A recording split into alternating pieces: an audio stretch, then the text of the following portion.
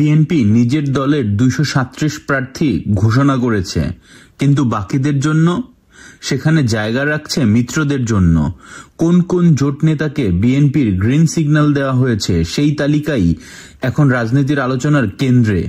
ভালো লাগলে চ্যানেলটি সাবস্ক্রাইব করুন, কারণ আমরা থাকছি খবরের পেছনের খবর নিয়ে। আগামী জাতীয় সংসদ নির্বাচনকে সামনে রেখে বিএনপি গত সোমবার 3 অক্টোবর 237টি আসনে প্রার্থী ঘোষণা করেছে। তবে দলের ঘোষণায় অনুপস্থিত রয়েছে আরও 63টি আসন, যেগুলো দলীয় সূত্র বলছে ছেড়ে দেওয়া হয়েছে জোট ও সহযোগী দলের প্রার্থীদের জন্য।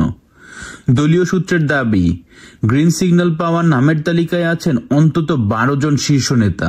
তাদের মধ্যে আছেন পিরোজপুর 1 আসনে জাতীয় পার্টির চেয়ারম্যান মোস্তফা জামাল হায়দার, বগুড়া 2 আসনে নাগরিক ঐক্যের সভাপতি মাহমুদুর রহমান মান্না, ঢাকা 17 আসনে বাংলাদেশ জাতীয় পার্টি চেয়ারম্যান আন্দালিব রহমান পার্থ এবং লক্ষ্মীপুর 1 আসনে এলডিপির চেয়ারম্যান শাহাদাত হোসেন সেলিম।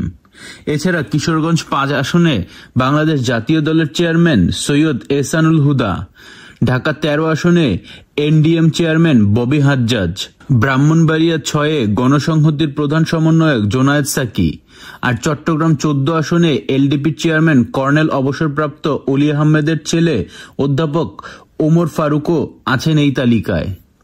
রাজনৈতিক বিশ্লেষকরা বলছেন, এই পদক্ষেপের মাধ্যমে বিএনপি শুধু জোট রাজনীতিকেই নয়, আগামী নির্বাচনের সমীকরণকেও নতুনভাবে সাজাচ্ছে। কারণ এই প্রার্থীরা সরাসরি বিএনপির ভোট ব্যাংক ব্যবহার করতে পারবেন। একই সঙ্গে জোটের মধ্যে ঐক্যের বার্তাও দিচ্ছেন বিএনপি নেতারা।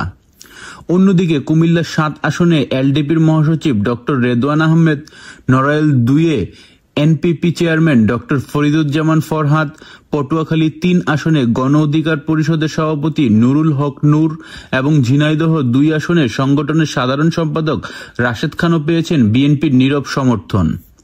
সব মিলিয়ে নির্বাচনে এই পর্যায়ে বিএনপির গ্রিন সিগন্যাল পলিটিক্স শুধু আসন বন্টনের বিষয় নয়, এটা জোট রাজনীতির দিক নির্দেশনাও হতে পারে। কোন দল শেষ পর্যন্ত কার পাশে দাঁড়াবে তা জানতেই রাজনৈতিক মহল এখন তাকিয়ে থাকবে ফেব্রুয়ারির নির্বাচনের দিকে।